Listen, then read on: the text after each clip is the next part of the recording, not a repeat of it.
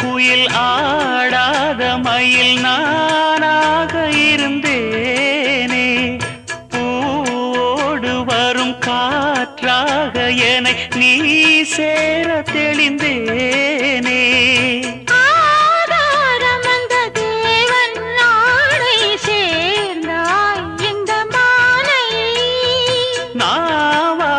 ருசித்தேனே தேனை தேர்ந்தேன் இன்று நானே